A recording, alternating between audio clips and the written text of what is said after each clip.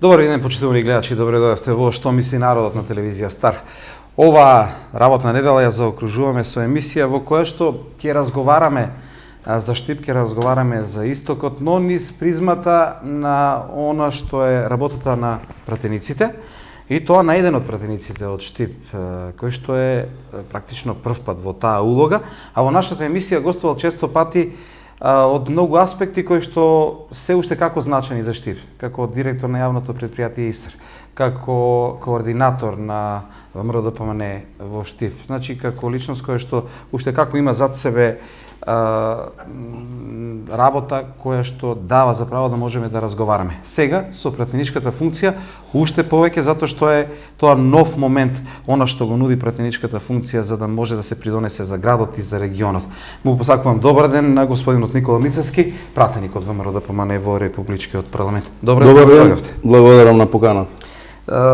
Оно што го споменав, директор на јавното предпријатие ИСР, координатор на ВМРО-ДПМН, кај што уште сте, во која смисла оди врските и можностите да се помогне на градот со пратеничката функција?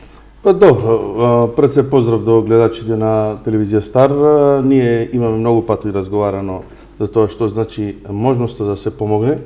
Како директор на јавното предпријатие, граѓаните можеа да видат она што го изработи јавното предпријатие во изминатиот период и сметам дека тоа е еден од позитивните елементи и сегменти кои што јавното предпријатие ги направи за да ја добие довербата, и јас лично како директор на јавното предпријатие, за да ја добијам довербата на граѓаните. Како претседател на Општинскиот комитет на ВМРО-ДПМН секако имам многу активности и многу ангажмани. Еве, како што знаете, актуелен претседател на Општинскиот комитет, ние како политичка партија со оглед на тоа што представивме платформа пред граѓаните во која што нема застанување, редовно сме се уште на терен, продолжуваме со активностите, се среќаваме со граѓаните, 7.500 члена има ВМРО-ДПМН во моментот во градот. Сето тоа треба да се изменаџира, со сите луѓе да се поразговара и да се најдат заеднички решенија на одредени проблеми. Ние како пратеници со колегата Димков веќе го имаме, значи, почнато активностите во пратеничката канцеларија, каде што секој петок, оние петоци кога сме слободни, а претежно сме слободни, значи некаде од 9 па до понатаму додека има пријавени граѓани за разговор, разговараме со граѓаните на нашиот град, разговараме на различни теми и се обидуваме да помогнеме во сите сегменти на граѓаните онаму каде што се појавуваат проблеми. Проблемите се од најразличен вид, некогаш се, да речеме, надвор од доменот на пратеник, ама секако надвор од доменот на пратеник, меѓутоа многу минимални и некогаш треба да се употреби авторитетот за да може да се реши некоја работа. Значи некои проблеми не тражат, не изискуваат многу залагање на пратениците, меѓутоа граѓаните некојаш треба да се упатат на правото место за да можат да затоа треба да се слушнат, нели? Така. Се надевам дека ќе ги слушнеме и овде. Сега пред да преминеме на она што е главно, ќе говориме за буџетот на Република Македонија кој што во парламентот минува, за уставните измени. Буџетот посебно од аспект на тоа што предвидува за Штип и за Истокот малку повеќе. Меѓутоа морам да ве прашам, во оваа емисија ве прашав кога бевте избран за пратеник. Гласините велеа дека многу брзо ќе се случи промена на координаторското место. Вие изричито рекоте дека нема да биде така, вие бевте во право. Па, знаејќи како одат постапките во промената на претседател, инаку морам да кажам дека веќе има распишано конкурс за избор на претседател на Општинскиот комитет на ВМРО-ДПМН, знаев дека тоа е една постапка која што збара малку подолг временски период на евалуација на кандидатите.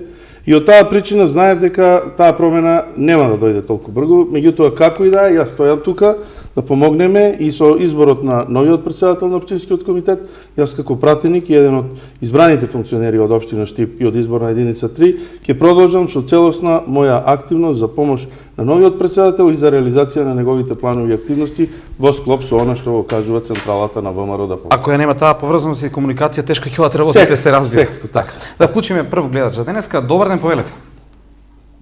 Ало? Добар ден. Најпрво поздрав до гостинот и до водителот и до целата екипа на ТВ Стар. Благодарам. Јас би имал едно прашање да поставам вака. Почитуван пратениче, сакам да прашам околу уставните измени што се во процедура во собранието. Сите знаеме дека тоа е многу битна работа. Значи, промената на уставот на државата е исклучително битна работа. Па затоа ве молам да кажете нешто повеќе што сите граѓани на Штип сигурно би ги интересирало. Какви промени се тоа и што треба да донесат тие промени?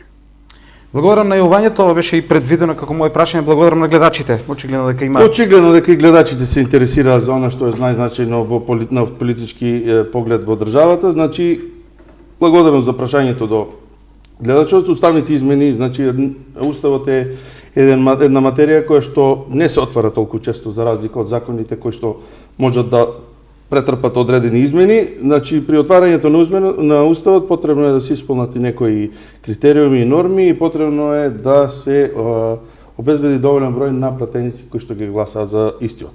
Значи, со самото отварање на уставот, еве, како што можат да видат граѓаните, бидејќи се заинтересирани за самата проблематика, се отвори уставот со двотретинско мнозинство и понатаму продолжуваме со постапка на негово разгледување, односно разгледување на еден поширок форум, јас би рекол, се одржувани се одреден број на трибини, јавни настапи на кои што се разговара за уставните промени. Истиот подоцна повторно ќе биде вратен во собранието на негово доразгледување и до конечно усвојување на предлог амандманите во Уставот на Република Македонија кои што ќе претрпат промена.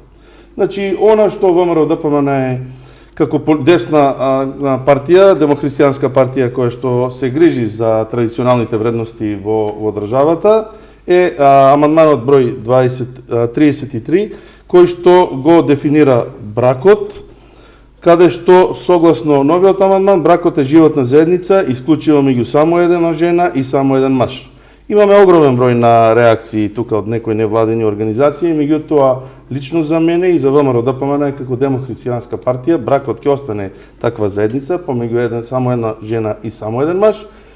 И сме исклучително заинтересирани да ова влезе во уставот, со тоа значи како демохристијанска партија ќе ги загарантираме правата на нашите идни поколенија. Она се размислувањето кои што го имаат пратениците во ВМРО-ДПМН. ВМРО-ДПМН е владеачка партија која што го доби мнозинството од граѓаните во нашата држава и се работи за токму за реализација на барањата на граѓаните со кои што редовно се среќаваме. Пред да преминете на другите уставни измени, да се задржиме само малку на ова, бидејќи знаеме какви се реакциите на невладени здруженија, секој има свое мислење.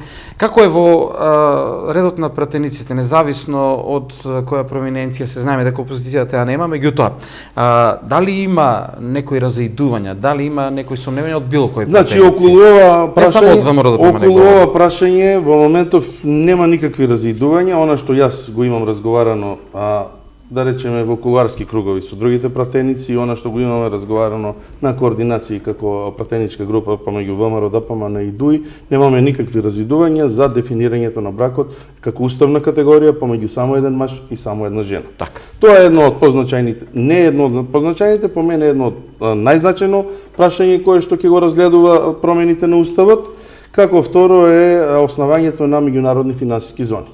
Меѓународните финансиски зони се битни од аспекта за Република Македонија, бидејќи економијата во Република Македонија во изминатиот период се засноваше на капитални инвестиции во кои што беа инвестирани средства, во кои што беа ангажирани македонски фирми, каде што работеа македонски работници и кои што успеа да го издржат оној потрес кој што се случуваше во цела Европа, па и светот со рецесијата која што беше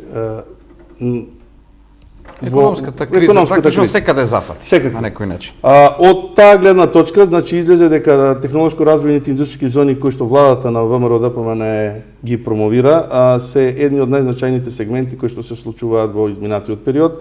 Гледате дека има голем број на вработени во сите тие зони. Джонсон Контрол во Штип вработува голем број на вработени, истото се случува во Кавадарци, истото се случува во Скопје и во сите општини во Република Македонија. Бројот на вработени драстично се намалува, со тоа успеваме да реализираме да уфатиме поголем број на луѓе без работа кои што се ангажирани во сите овие сегменти. Во зоната ќе се применува посебна регулатива која што освен за прописите од областа на кривичното право на Република Македонија, зоната ќе донесе посебни акти со кои ќе се регулира спречувањето на перењето пари и финансиски тероризам и супервизија според важечките стандарди на Организацијата на Обединетите нации. Значи тоа не е некоја постапка која што како што сака да ја кажат опозицијата дека тоа ќе бидат пералници на пари, туку таму стриктно ќе бидат одбележени начинот на работа во истите и ќе се успее да се донесе свеж капитал од странство кој што ќе биде ангажиран во овој. Такви зони постојат во Луксембург, такви зони постојат и на други места. Значи веќе функционира некаде. Тоа е некој виден проект кој што донесува свежи пари и ја размрдува економијата. Само да ве замолам да не чека гледачот на линија да го постави прашањето, па ќе му одговориме, ќе имаме време за останатите амандмани, измени, односно уставни. Повелете, добар ден. Добар ден, Тони. Да. Поздрав, Тони, до тебе и до гостинот, до пратеникот, па би го сакал да го прашам пратеникот, кога пратениците од истокот, пошто истокот е толку неразвиен, еве се иселуваат младите, остануваат пусти градове веќе како Македонска Каменица што отидоа 12 автобуса за странство после голема Богородица. Го прашувам гостинот, зошто се пренатрупува Скопје? Дали сите македонци можеме да живееме во Скопје, стане милионски град? Дали владата мисли на ВМРО-ДПМ да ги распореди овие инвестиции, да бидат насекаде во Македонија, да ни бидат младите во селата, и така јас мислам дека тоа не е, пратениците мора да застанат истокот да се изборат за ова неправда што се нанесува на нас од источниот дел. Па јас да кажам дека кога одам кај моите во Канели, се осеќам дека сум во Македонска Каменица, не сум во Канели, зашто кога ќе гледам на улица сите се од Македонска Каменица, од Виница, Делчево, Блатец и така од Штипна навака се са таму во Канели, 5000 се во Канели. Така јас сакам да кажам дека мора да се преземе мерки и така да не се иселуваат. Не може еден рудник во Македонска Каменица 500 вработени, а и што се отстрана за 200, 300, па како по 4 члена 1500, така да не може да опстане на општина. Јаки сме со инвестиции, имаме пари, што е богат рудникот, али тоа еден ден ќе го снема рудникот и каде ни е пуста каменица. Тоа е брате и добро. Јасно е прашањето, благодарам на јавувањето, можеби сосема кратко да одговориме, бидејќи подоцна кога ќе говориме за она што предвидува државниот буџет за регионот и за Штип, можеме да проговориме, макар што кратко може да прокоментирате и сега, господин Мицис. Значи, благодарам на прашањето, токму во тој контекст разговарам и јас. Благодарам на гледачот за убавото прашање. Ја би сакал прво да завршиме со уставните амандмани за да отргнеме како проблематика и за ќе одговориме на господинот од Македонска Каменица. Следно од амандманите кои што во моментот се отворени, кои што се разгледуваат, владата на ВМРО-ДПМН ја утврдува фискалната политика во Република Македонија во рамките на утврдени фискални правила. Со тоа сакаме да го зашистиме буџетот и со тоа сакаме да утврдиме еден максимум со кој што владата може да се задолжува и максимум до каде може да одат некои работи. Значи тоа го правиме сега во ова време затоа што ние сме на власт и ние сакаме да го ограничиме тоа за да не дојдат утре или некојаш понатаму некои следни влади кои што ќе се поигруваат со самиот буџет. Дефицитот на буџетот во Република Македонија не смее да надмине ниво од 3% од бруто домашниот производ и со тоа јасно се дефинирани одредени граници, а јавниот долг не смее да надмине ниво од 60% од бруто домашниот производ. Загрозувањето, значи владата на Република Македонија може само во исклучителни моменти да отстапи од утврдената фискална политика, а истата треба да ја презентира пред собранието на Република Македонија, кое што ќе му ја минува ова зголемување на уставните фискалните правила. Четврти амандман кој што се менува е банката на Република Македонија значи банка на Република Македонија, а не да биде Народна банка на Република Македонија, затоа што самото народна дава еден префикс на некои поранешни со некои други терминолошки измени во регионот и во други држави. Се случуваат во регионот и во други држави. Државниот завод за ревизија е исто така поместен во амандманите и е самостоен и независен орган кој што врши ревизија на јавните средства во државата. Знаете дека преку него се лимитира